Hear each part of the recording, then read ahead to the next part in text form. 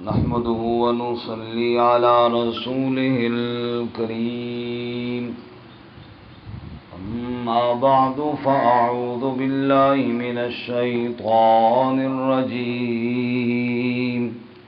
بسم الله الرحمن الرحيم إنا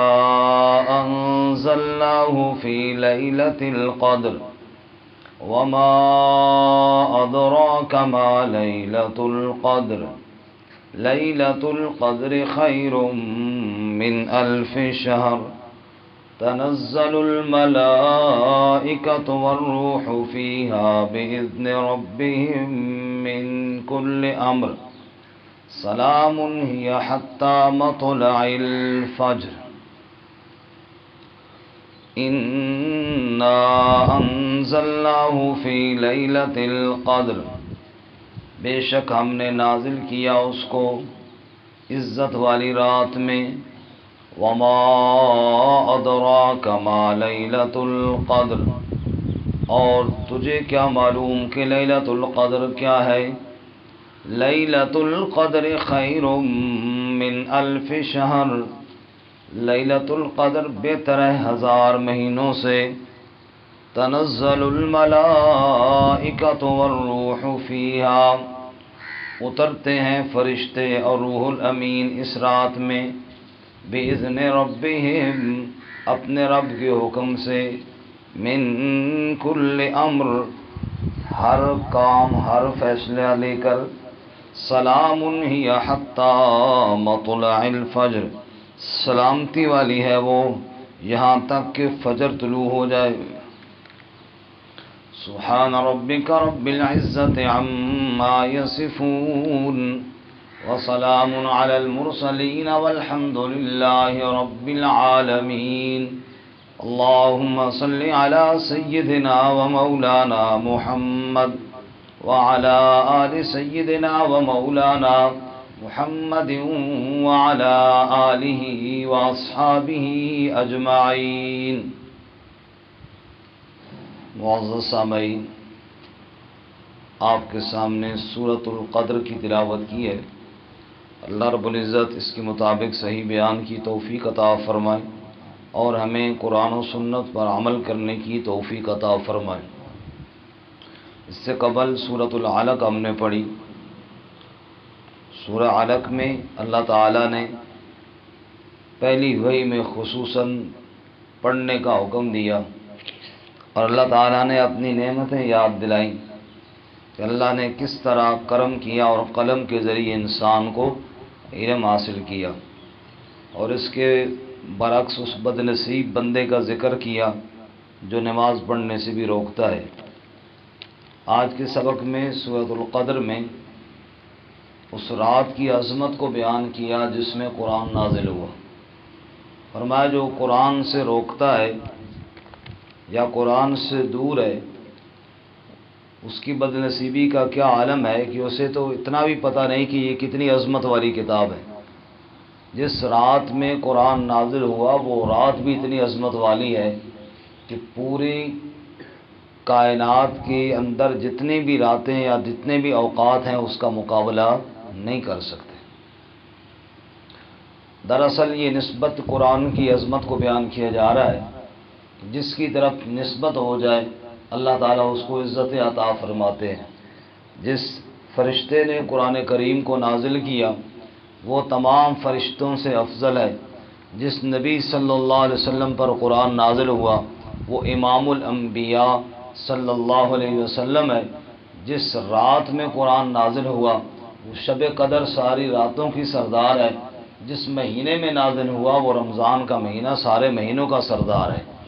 اس لیے فرمایا ہم نے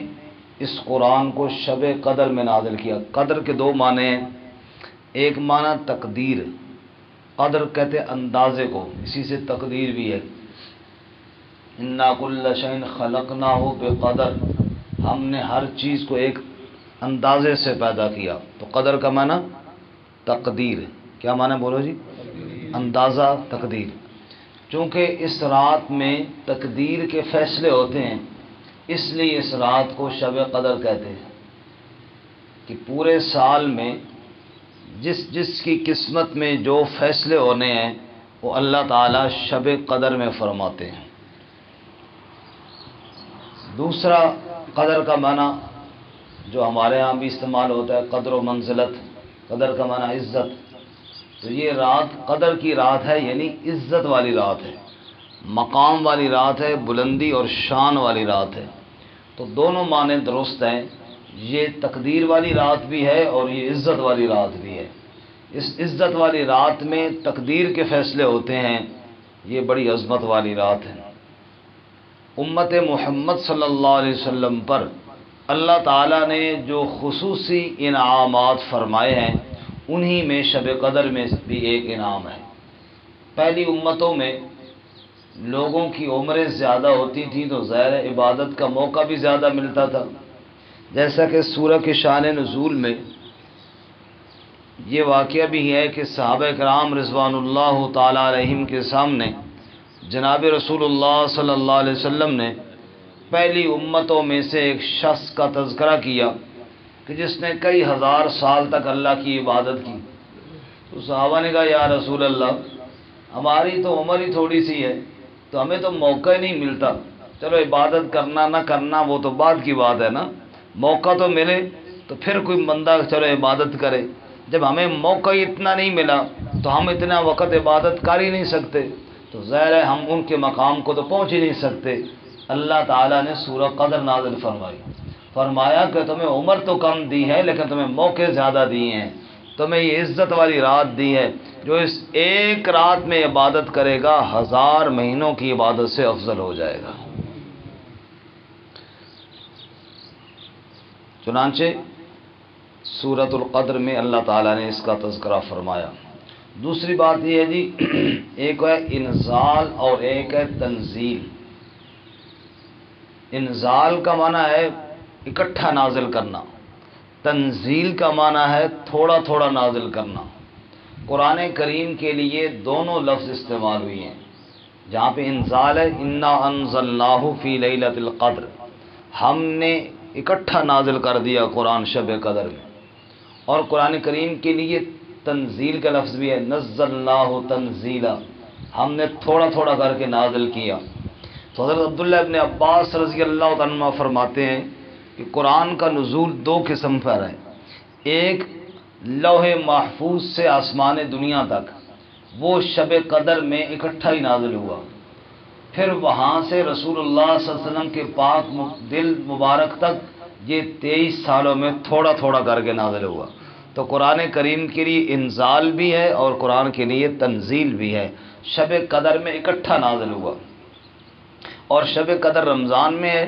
اس کی دلیل سورۃ البقرہ کی آیت ہے شہر رمضان الذی انزل فیہ القرآن، رمضان کا وہ مہینہ ہے جس میں قرآن اتارا گیا۔ اب یہ رات رمضان میں ہے اور رسول اللہ صلی اللہ علیہ وسلم نے بتایا آخری عشرے کی طاق راتوں میں ہے۔ انا انزلناہ فی لیلۃ القدر، بے شک ہم نے قرآن کو نازل کیا تقدیر والی رات میں یا عزت والی رات میں۔ وما ادراک ما لیلۃ القدر، اور تجھے کیا معلوم کہ لیلۃ القدر کیا ہے، یہ عزت والی رات کیا ہے۔ سورہ حامیم الدخان میں 25ویں پارے میں اس رات کو مبارک رات کہا گیا ہے، وہ آیت بھی سن لیجیے۔ حامیم والکتاب المبین انا انزلناہ فی لیلۃ مبارکہ انا کنا منزلین فیہا یفرق کل امر حکیم امرا من عندنا انا کنا مرسلین۔ اللہ تعالیٰ فرماتے ہیں ہم نے اس قرآن کو برکت والی رات میں نازل کیا ہے۔ کون سی رات؟ فیہا یفرق کل امر حکیم، اسی رات میں فیصلے کیے جاتے ہیں حکمت والے کاموں کے۔ رب سچے سونے کے سارے کام ہی حکمت والے ہیں، اور اس نے حکمت والے جو فیصلے کرنے ہوتے ہیں اسی رات فیصلہ فرما دیتا ہے۔ اس لیے فرمایا انا انزلناہ فی لیلۃ القدر، ہم نے قدر والی رات میں اس قرآن کو نازل کیا۔ وما ادراک ما لیلۃ القدر، تجھے کیا معلوم کہ وہ تقدیر والی رات کون سی ہے جس رات تیرا رب فیصلے کرتا ہے۔ چونکہ اسلام کے بنیادی عقائد میں ایمان بالتقدیر بھی ہے، تقدیر پر ایمان رکھنا یہ بھی بنیادی عقائد میں سے ہے کہ والقدر خیرہ وشرہ من اللہ تعالی، میری قسمت میں خیر ہے یا کوئی شر، یعنی کوئی تکلیف ہے، یہ سب کس کی طرف سے ہے؟ اور یہ وہ ایمان ہے جو مسلمان کو پریشانی سے بچاتا ہے۔ مثال کے طور پہ ایک انسان نے کوشش کی اور کسی کام میں کامیاب نہ ہوا تو ایمان والا بندہ کہتا ہے کہ چلو یار تقدیر میں نہیں تھا یہ حاصل ہونا، اور جس کا تقدیر پر ایمان نہیں وہ سر پکڑ کے بیٹھتا ہے، یار یہ کیا ہو گیا، یہ پریشان ہوتا ہے۔ تو ایمان والا آدمی تقدیر کی وجہ سے کہتا ہے مطمئن میرے رب کو یہی منظور تھا، اور ایک ایمان والا آدمی خوش ہوتا ہے بھئی میری چاہت پوری ہو گئی، کہتا ہے الحمدللہ، اور اگر میری چاہت پوری نہیں ہوئی دو بار کہتا ہے الحمدللہ، بھئی چلو جی میرے رب کی چاہت پوری ہو گئی،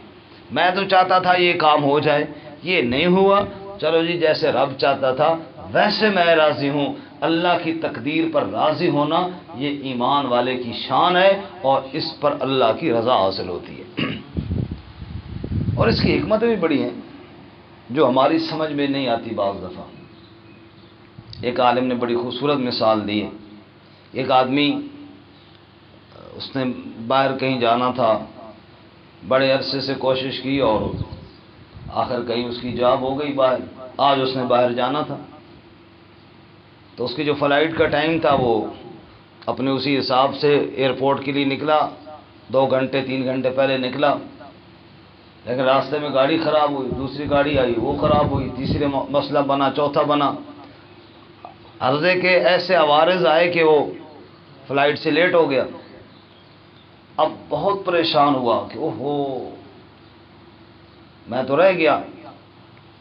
اسی افسوس میں واپس گھر آیا اور پریشانی کے عالم میں بیٹھا تھا کہ خبر آئی کہ وہ جو جہاز آج اڑا تھا نا وہ حادثے کا شکار ہو گیا، اور اب کہتا ہے شکر ہے میں نہیں گیا، شکر ہے میں اس میں نہیں گیا۔ یہ ہے تقدیر